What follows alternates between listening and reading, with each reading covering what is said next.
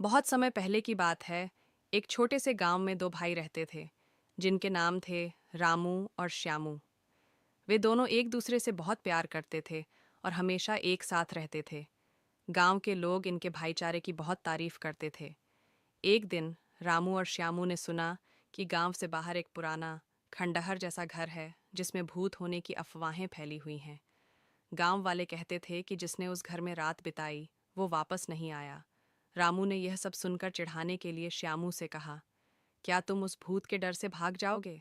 श्यामू, जो हमेशा साहसी था, ने कहा, मैं भूत से नहीं डरता, चलो हम वहां रात बिताते हैं।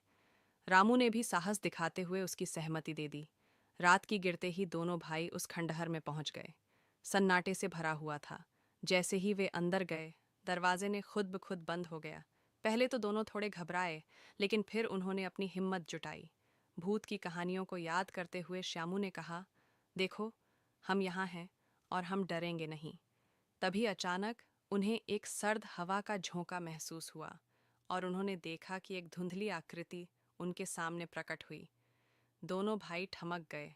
श्यामू ने साहस दिखाते हुए कहा, तुम कौन हो? यहाँ क्यों आए हो?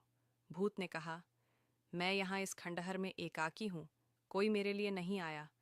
मैं सिर्फ एक बार अपने परिवार के सदस्यों की याद में यहाँ रह गया। रामू और श्यामू ने भूत की ईमानदारी को समझा और उससे सहानुभूति जताई। श्यामू ने कहा, तुम्हारी कहानी सुनकर हमें दुख हुआ। हम तुम्हारे लिए कुछ कर सकते हैं। भूत ने आश्चर्य से पूछा, क्या तुम सच में मेरी मदद करना चाहते हो? दोनों भाई ने सर हिलाकर हामी भरी। उन्होंने तय किया कि वे उसके परिवार की कब्रों को खोजेंगे और उन्हें सही सम्मान देंगे। अगली सुबह भाई गांव लौट आए और भूत की मदद करने का निर्णय लिया। उन्होंने गांव वालों के साथ मिलकर भूत के परिवार की कब्रों को खोजा। सभी ने मिलकर उन कब्रों की साफ सफाई की और उनके लिए विश्व शांति की प्रार्थना की। इस प्रकार भूत को शांति मिली और वह अपने प्रियजनों के पास चला गया। जब गांव वालों ने देखा कि रामू और श्यामू ने भूत की मदद की, तो उन्होंने उनकी सराहना की।